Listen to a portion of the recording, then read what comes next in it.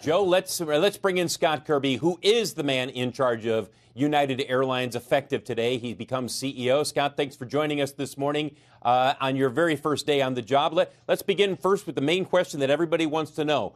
How's business right now? And give us your outlook in terms of where things stand and what kind of progress or challenges you're seeing, let's say, over the next month. Well, good morning, Phil, and thanks for having me on. This is an uncertain time in the aviation industry, and obviously, while we're in the worst financial crisis in the history of aviation, the opportunity to get through to the other side is really bright, and we're confident that demand will recover. We have all kinds of anecdotal evidence that shows us the signs of pent-up demand for both leisure travel and even business travel, and so we're confident that we will get through the other side. We just have to get through the crisis. We need to get through to a full recovery, and we, like everyone, are confident that the virus will be defeated. There will be a recovery, and while it's too early to, say we see the light at the end of the tunnel yet, it's certainly a lot less dark in here than it was a few months ago. Scott, you guys put out an 8K yesterday, and you used the phrase "a moderate improvement in demand." What does that mean? And do you expect that to increase in June and July? Put us in perspective for us. Yeah, so in April, in the middle of April, we really hit the bottom. And we had a couple of days, actually, that we carried fewer than 10,000 customers. And normally we carry over 500,000 on a day. We carried fewer than 10,000 revenue customers. We're now back up to 35, maybe even 40,000 customers per day. So we've had a huge increase in the percentage terms. We're still obviously a long ways away from where we need to be to get to a full recovery. But we started planning in April for a world where we might not see any recovery in demand well into next year. And so the fact that we're already starting to see some improvement in demand means every day we feel a little more optimistic about the timing of recovery. We know it's still going to be hard. We still have a lot of difficulty to go through, but the timing is getting better every single day. Scott, you've seen the backlash, certainly on social media, of people saying, look, these planes in certain areas, certain routes, high-density routes, let's say like New York to Chicago, too crowded. You're putting way too many people on these planes. You should be blocking the middle seats, and you're not doing anything to help social distancing on a plane. What do you say to those critics? So safety is in our DNA as the number one priority here at United Airlines. It always has been. It always will be. And we've led in safety initiatives throughout this crisis, whether it was the first airline to require masks on board, or putting up plexiglass counters, electrostatic spraying. Just today, we announced an exciting new partnership with Clorox and with the Cleveland Clinic to get true experts, scientific and medical experts, in under the tent with us, helping us design the right scientifically sound policies for creating the safest environment possible. And I'm confident that we will get this right at United Airlines. What we're doing right now is we are upgrading airplanes. So that route you just talked about has got bigger airplanes already started flying. We're also on a daily basis upgrading 30 to 40 flights a day. That means putting a bigger airplane on to promote social distancing on any routes where we have an aircraft available. And given the number we have grounded, we have a lot of aircraft available to try to help promote social distancing. And importantly, however, we also think it's important to get our customers where they need to go. And in today's environment, the people that are flying need to travel. It's medical professionals getting out to the front line. It's people going to visit a critically ill loved one in dire circumstances. And this is a time when most of our customers are really not discretionary. They're people that need to travel. And so giving them the option to get there when we have seats, we also think is important. And so because of that, we've most importantly given our customers the choice. We've empowered them with the choice that we are notifying them of any flight that we think might be over a 70% load factor. And by the way, it's a very small percentage of our flights we're running at 30% load factor. It's a tiny percentage.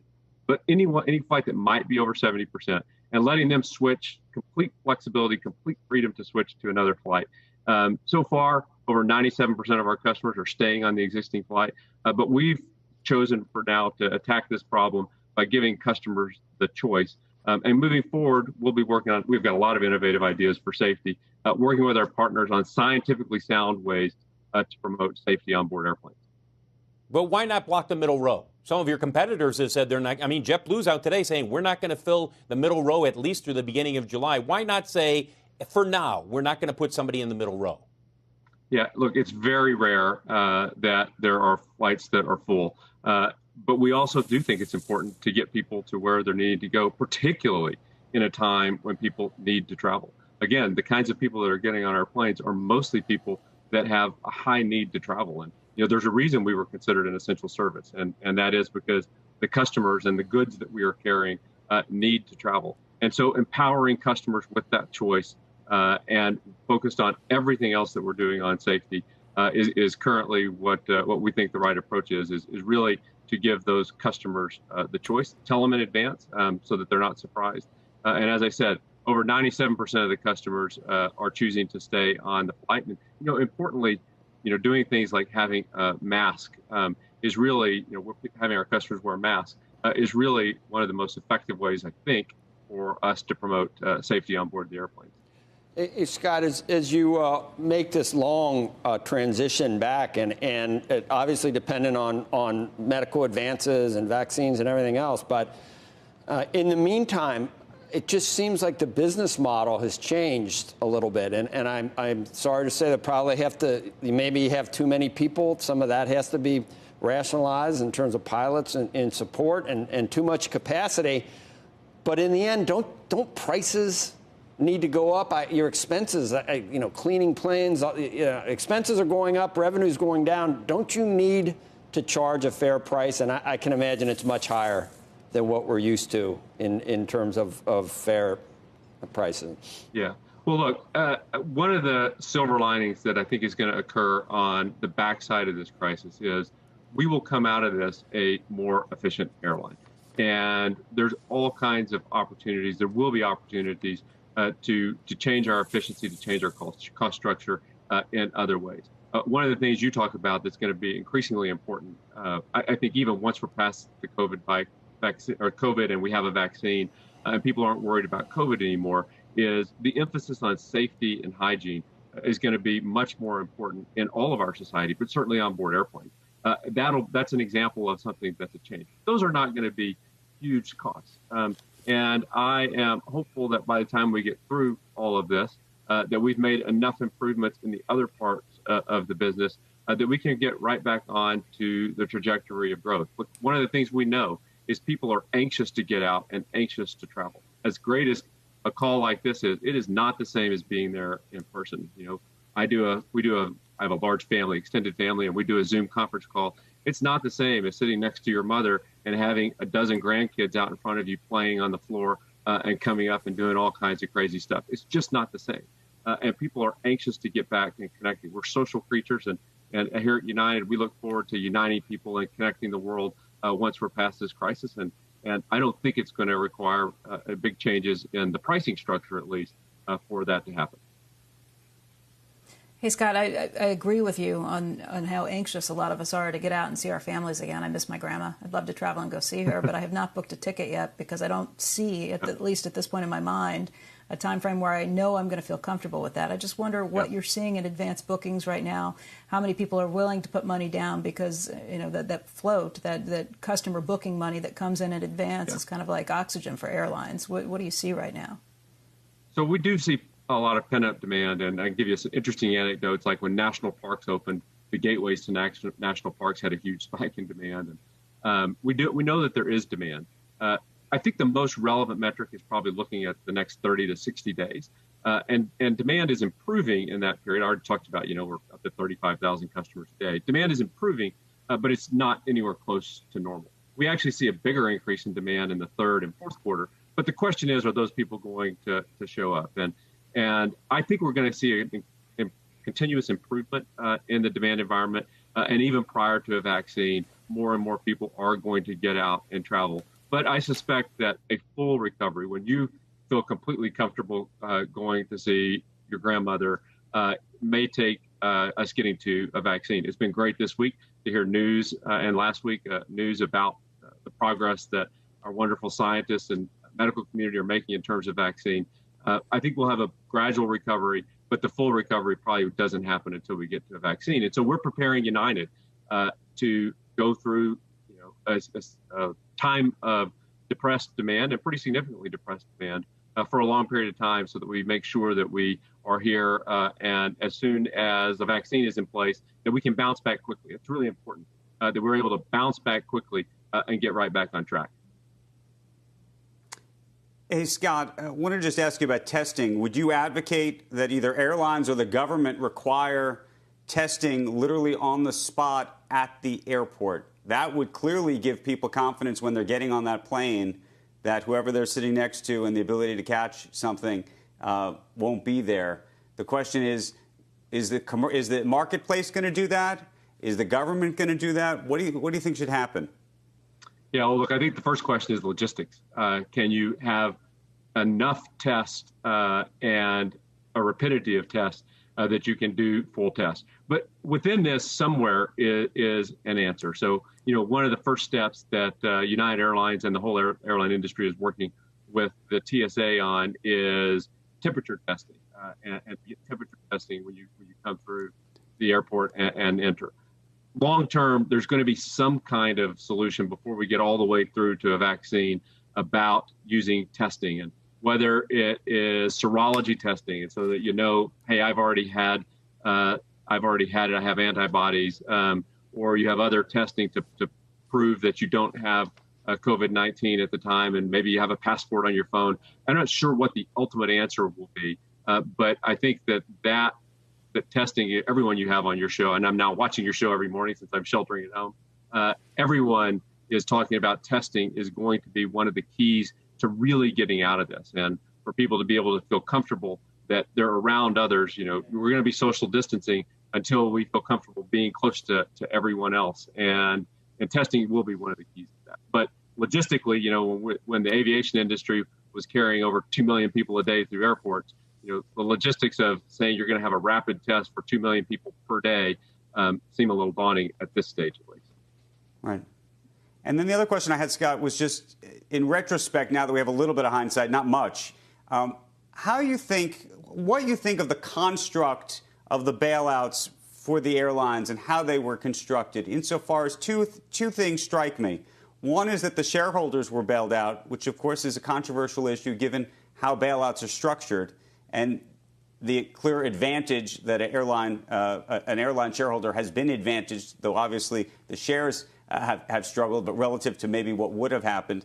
And also the requirement to keep people employed through September 30th, clearly while so many of them still aren't working, and the prospect and actually expectation that the day after so many of them are going to lose their job. Whether that could have been constructed in a more efficient and fair manner. So first, look, I think Capitol Hill, House, Senate, Republicans, Democrats, the administration, Treasury deserve huge kudos, the Fed, huge kudos for jumping in and helping the economy. Because unlike a lot of recessions, this is an economy, this is a extraneous event that we all know is temporary. We know we will get through it. And don't let the ultimate impact of it be worse than the event, than the crisis itself. So I think they've done a phenomenal job, not just with regard to airlines, but with regard to providing liquidity to businesses in the economy. And they did it fast, but I think the way they did it was effective. You look at airlines, and when demand was down 98%, the rational answer, economically, the rational answer, the only answer, honestly, would have been to just shut down the air traffic system. And we are an essential service. We're now flying 40 international cargo flights per day, bringing critical goods and medical supplies back to the U.S. We've carried thousands of medical professionals to the front lines of COVID, and we couldn't have done that without support in a world where nobody else was flying and the revenue coming in the door was zero. And so I think what the government has done has been to support the economy. We're a critical cog in the economy and a critical cog, particularly in a crisis like this, in getting people and goods, the most essential people and goods, to where they need to be. Well, by the time we get to October 1st, hopefully we'll have continued to see a recovery in demand. But none of us think it's going to be back to 100%, and that is going to lead to some hard decisions. We are hopeful at United Airlines that we can work with our unions actually to variabilize our pay structure by frankly not laying anyone off or not furloughing any of our frontline employees, and instead using voluntary programs, and in particular asking people to work fewer hours until we get through the crisis. Because if we can do that, if we can have people work fewer hours, all the training, all the experience. We have 100,000 wonderful people at United Airlines who wanted to do nothing more than get back to taking care of customers, uniting people and connecting the world. And if we can keep them kind of on the sidelines a little bit while we get through the crisis, but still engaged, still working, just not working as many hours, then when there is a recovery, and there will be a recovery, that when there is a recovery, we can snap back quickly. And if we furlough people, if we lay them off, we might get through the crisis, but the snapback is going to be really, really hard. So we'll be working with our unions. That's still painful for people, but we'll be working with them, and hopefully we'll have a better outcome. Scott, one last question for you. You've already told your management and administrative staff 30% of those jobs are going away starting in October. That's the expectation now. On the flight attendants, the pilots, the crew, the other, the front end workers, are you committed to not having any furloughs at this point, or are you looking at this saying, look, as I look in the crystal ball, I expect X percentage of these jobs will likely have to go away come October? What percentage would you say would have to be eliminated at this point? Well, one of the things that we know as we're going through this is that we don't know what demand will be in the fourth quarter and the first quarter. No one knows what the recovery is going to look like. And so we need to prepare for flexibility, and that's the message we're sending to all of our people.